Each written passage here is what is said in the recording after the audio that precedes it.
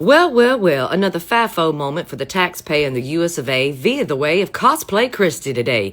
That's right. The girl whose face is in a fight with Phyllis, the puppy killer? Yes, the one that looks like she's been beat with a bad batch of Botox. Sure does love having different cocks through that 8-lane highway gap between her thighs on any given day, except for her husband, by the way. Anyway, Cosplay Christie thought it'd be a good idea to take your taxpayer money to provide private, heavily armed security for her heavily armed ICE crew. That's right, baby. She took taxpayer money to provide the heavily armed Gestapo with private security.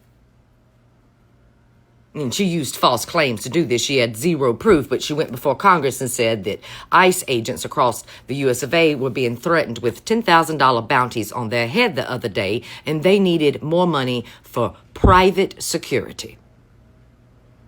Private contracted security for guys who are armed to the fucking teeth running our streets. But correct me if I'm wrong here, dear. Isn't the excuse why they need the military on American soil to protect ICE agents? That's right. They said that they needed to deploy the National Guard, the military, onto American soil to protect ICE agents, dear. And they're not being paid their overtime pay or their hazard pay because they're being recirculated every 29 days. But your taxpayer money is going to pay a private company to provide private security to heavily armed ICE agents, baby. Everybody's making money in the US of A today, except for the American people and their military, too. Their soldiers, at least. But the private contractors, baby, they are raking in our tax money. Spread this tea expeditiously. I'm tired of legacy news not telling the fucking truth about who these people be.